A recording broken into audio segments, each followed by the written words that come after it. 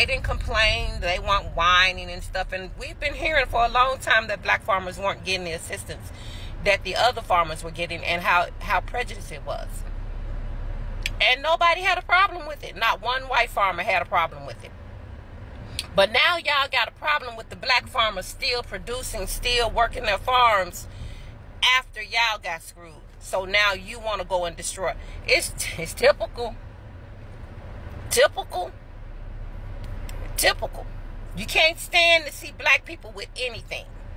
Anytime black people strike out and thrive and flourish, y'all come in and burn it down. Morning, guys. Hey, quick question. Did y'all hear about the Texas farmers? Did y'all hear the Texas farmers had to close their farms, had to shut it down?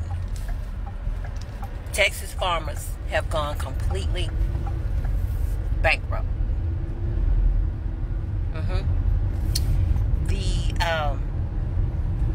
The almighty mass deportations, it hit them hard because ICE came and raided Texas farms, and they gathered up all of their workers, 100% of their workforce, and so they have officially shut down.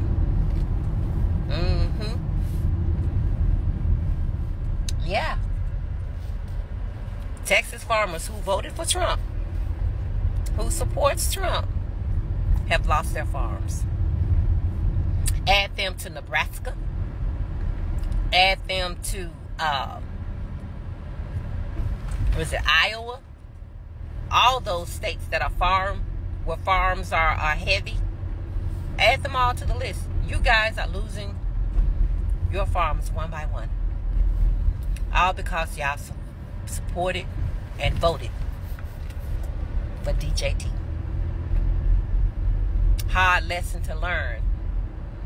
That's going to cost a lot of people some hardships. I suggest we get to knowing our local farm producers, huh?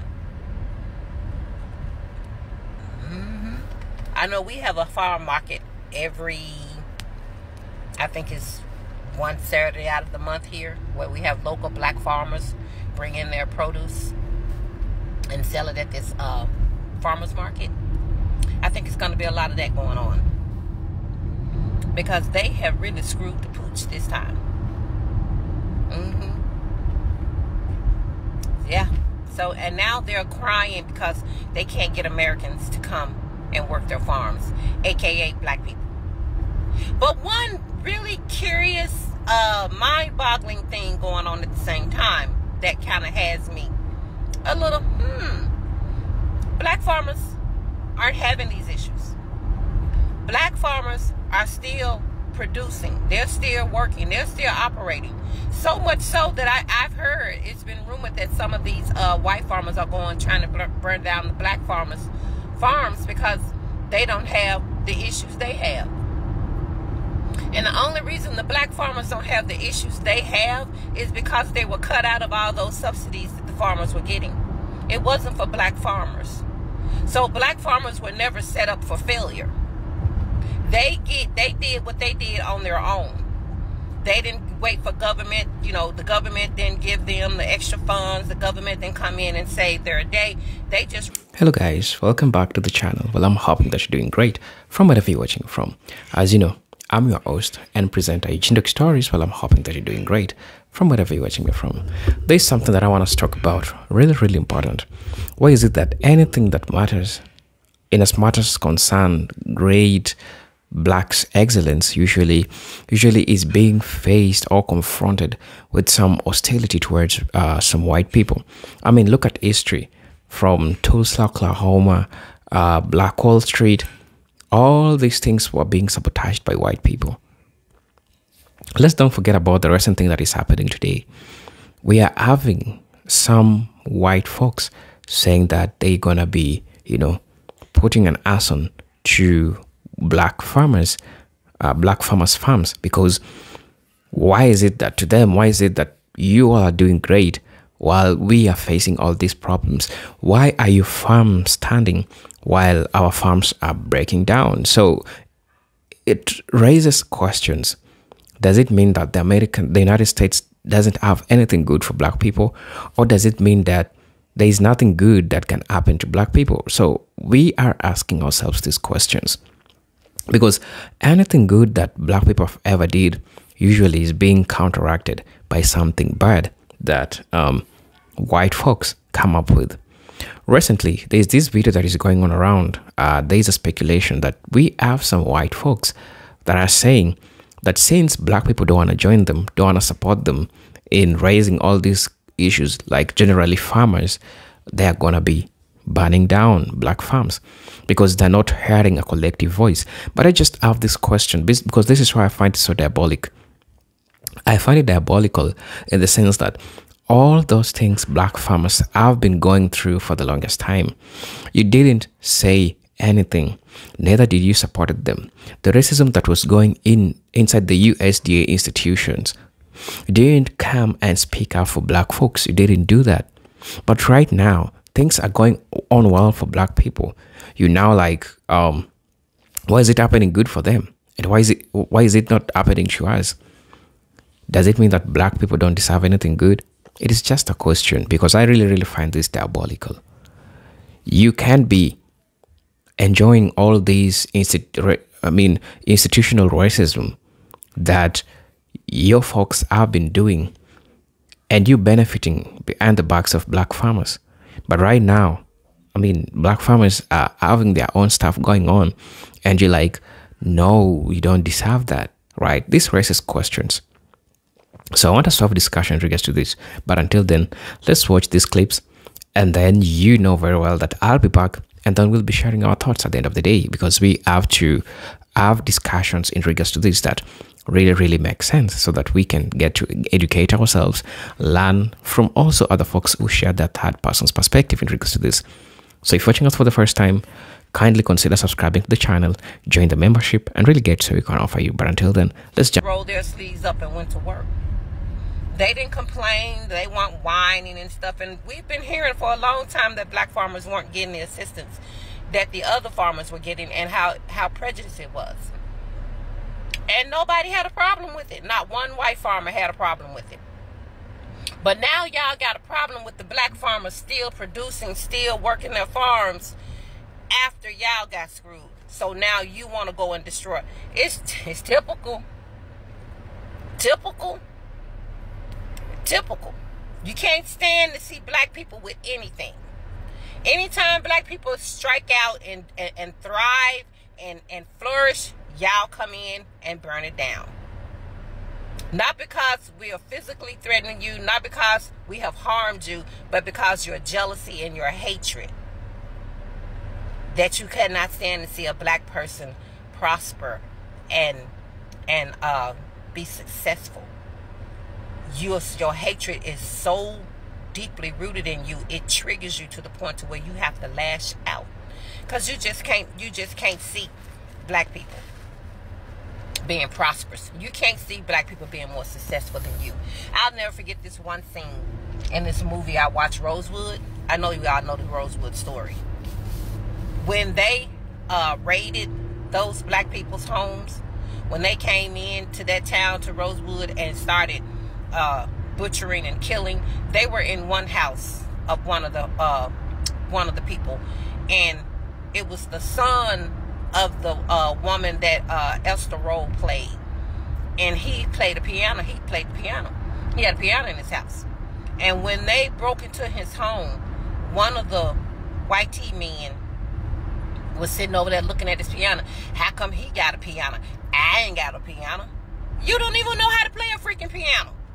You didn't even want a piano. You just hated the fact that a black man had something you didn't. And that's all Rosewood attack was about. Rosewood was a flourishing black prosperous town where black people were living just as good, if not better, than some of the whites there. And it was all their material gain that had y'all so triggered. So when that white woman lied, that's all y'all needed. And y'all went in there and tore everything up, not because they, like I said, not because you were threatened, not because your lives were in danger, but because you hated the prosperity of black people. And it's the same thing going on now with these farmers. But y'all, you did this to yourself. These are, I keep saying, it's self-inflicted. You ruined your farm. You destroyed your farm. So take it out on you. Don't take it out on black men out here working their ass off, doing what they got to do, and no support like y'all had. So leave them folk alone. Y'all brought this upon y'all selves. Deal with it. You went out there and wholeheartedly voted for Donald Trump, supported Donald Trump, and some of y'all still hollering y'all still support him, even though y'all done lost all your livelihood. You can't fix that. You can't fix that. Leave it alone.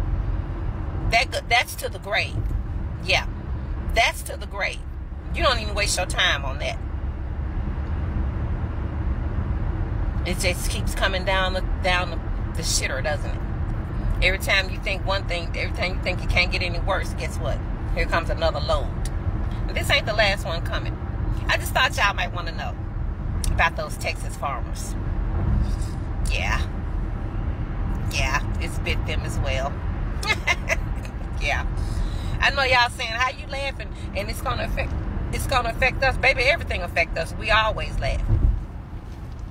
That's how we heal. That's how we heal. That's how we get through. We've learned to laugh. Something y'all will never ever be able to do.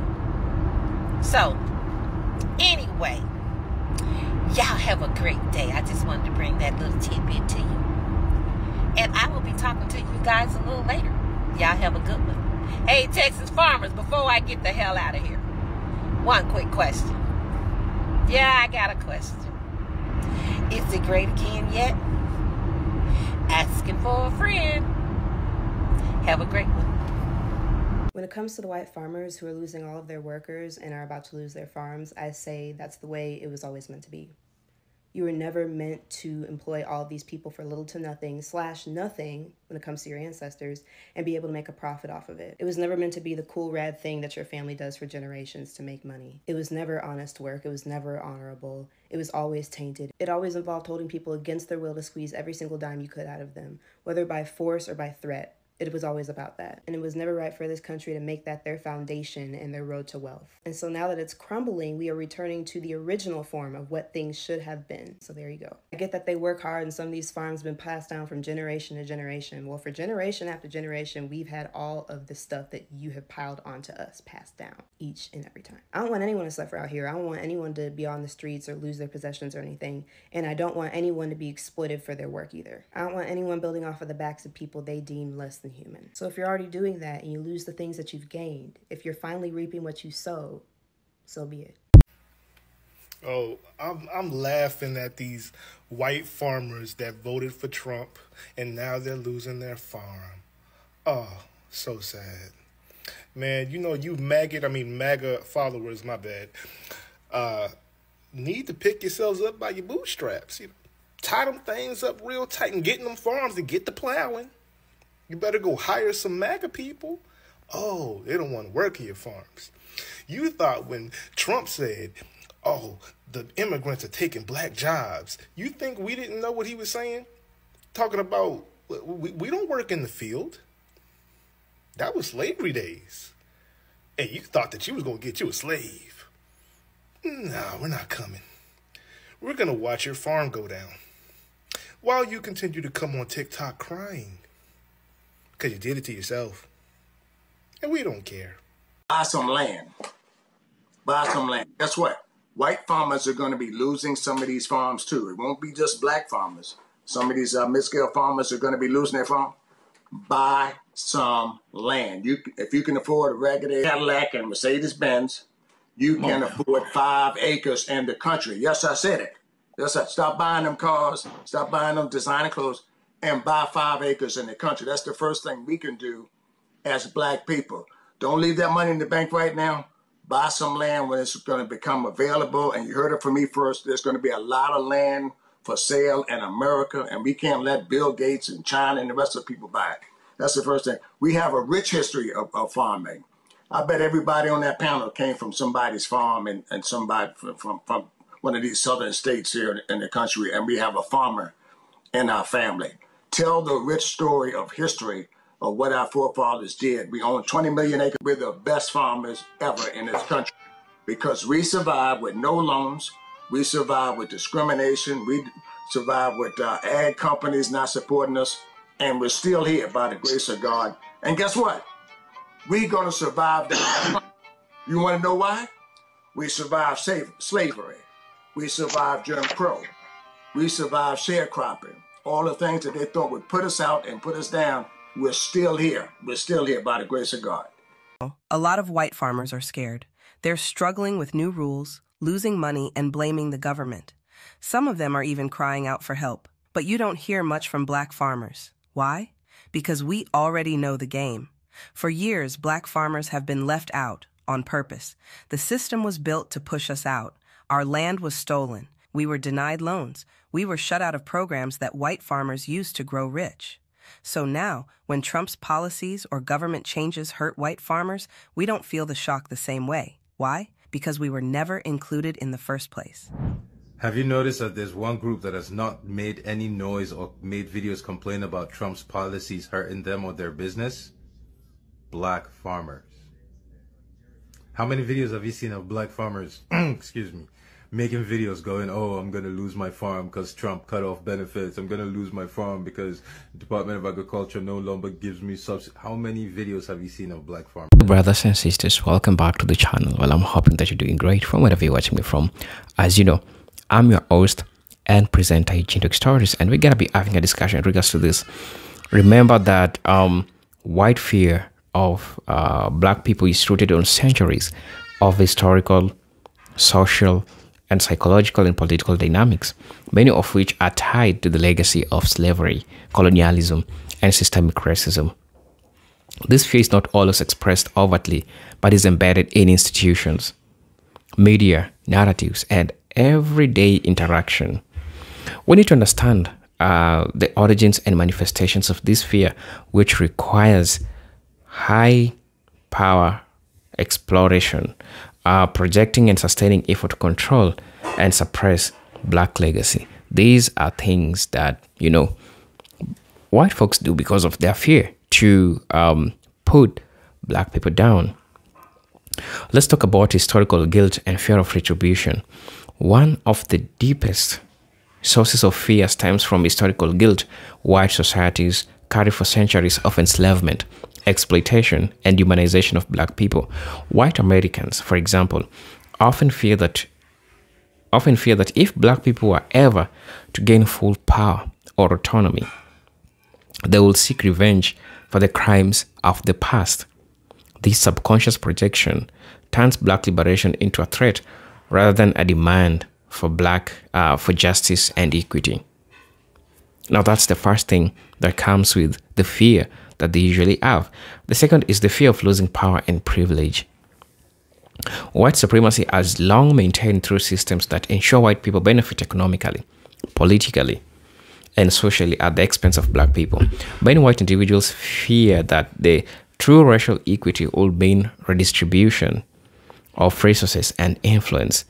This zero-sum thinking, where one's group gain is seen as another's losses, fuels resistance to policies aimed at correcting systemic injustices and frame black empowerment as a threat to the white dominance.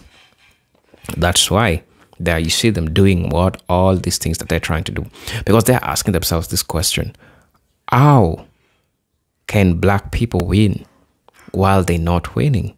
It's beyond their thinking. They can't believe, they can't fathom the fact that black farmers can do better even in this time of hardship, that everyone is facing this hardship. I also like to talk about the media-driven criminalization. For decades, the media has portrayed black people, especially black men, as violent, dangerous, and criminal. These repeated images condition society to associate blackness with danger. These are the real-world consequences, from police violence to workplace discrimination and public avoidance. White fear is often irrational and manufactured. but it becomes real through social conditioning and fear-based storytelling. That's why they have what is called the cognitive dissonance. For example, what is happening currently to the black farmers. The fact that black farmers are doing well right now, they can't stand to see that happen. Because one, they don't believe that. They don't believe that black people, black farmers to be specific, are really doing well at these times of hardness.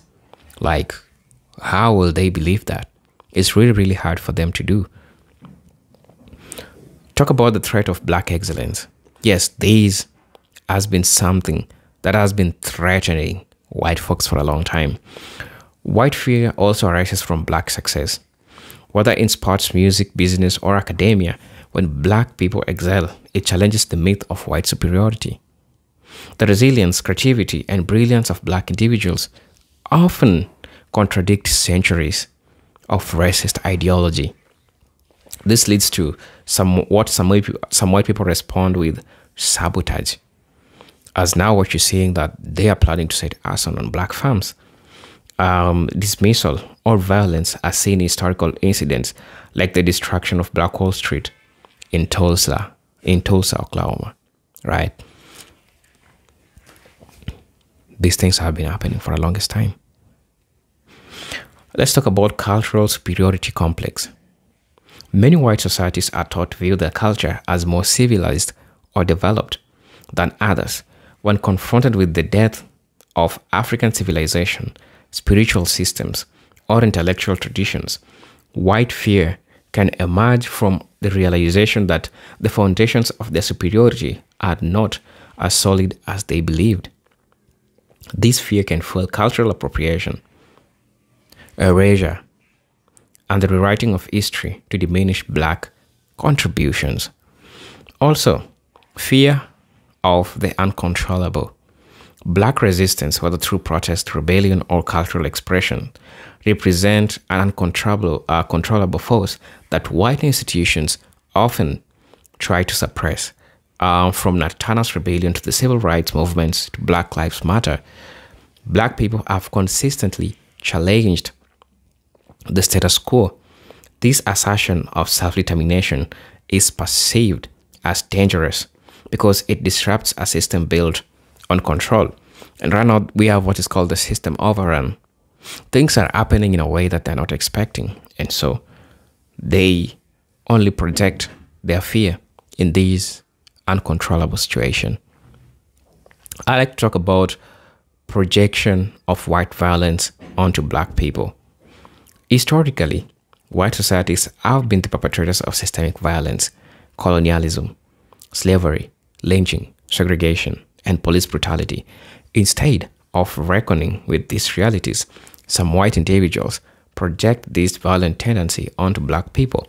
They fear that black people will do what themselves have done. This projection fuels over-policing, stand your own ground laws, and racial profiling, amongst other things that are happening today. So I really don't know what to think about this, because everything that you're seeing happening to black farmers today is down-rooted in historical fear of white people. And I really wanted to explore the psychology of white fear and how it represents itself in everyday basis. Perfect example is what is happening to black farmers and white farmers today. So really, let me know what you think about this video. As you know, I'm your host and presenter, Chinook Stories. But until then, let me see you in my next video. Peace, love, and harmony. Salute.